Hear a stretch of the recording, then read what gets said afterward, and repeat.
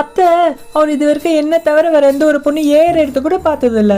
இவ்வளவு ஏன் ரோட்டில் எதுனா ஒரு பொண்ணு போனா கூட தலை கீழே போட்டுப்பாரு.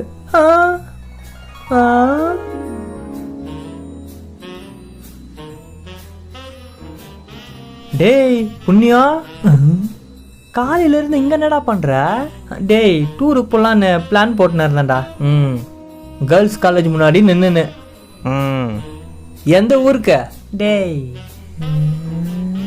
அடுத்த வாரண்டா. டேய் எந்த ஊருன்னு கேட்டேன்.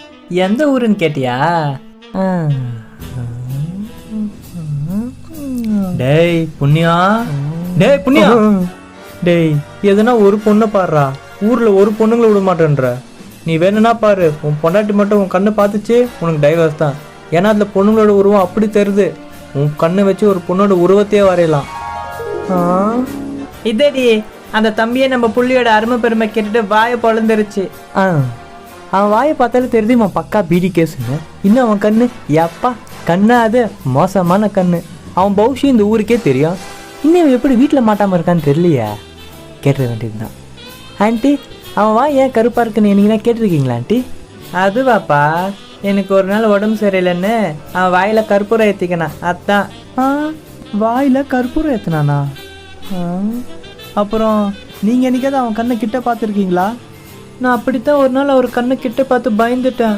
அதில் அவ்வளோ பொண்ணுங்களோட உருவம் இருந்துச்சு. என்னன்னு கேட்டதுக்கு அவர் என்னத்தான் அத்தனை பேர் மாதிரி கற்பனை பண்ணி வச்சிருக்காராம். என்ன இப்படி ரீல் விட்டுக்கிறான்? டேய் எப்படா வந்த? டேய் புண்ணியா, உன்னை நான் தான் நல்லா புரிஞ்சு வச்சிருக்கேன்னு நினச்சேன். ஆனால் உங்கள் வீட்டில் உன்னைய நல்லா புரிஞ்சு வச்சிருக்காங்கடா. உன்னைய பார்த்தா எனக்கே கையெடுத்து கும்பிடணும்னு தோணுது. ஆன்ட்டி, இவனை மாதிரி புள்ள பெற்றதுக்கு நீங்கள் மட்டும் புண்ணியம் பண்ணல, இவனை மாதிரி ஃப்ரெண்டு கட்சதுக்கு நான் தான் புண்ணியம் பண்ணியிருக்கேன்.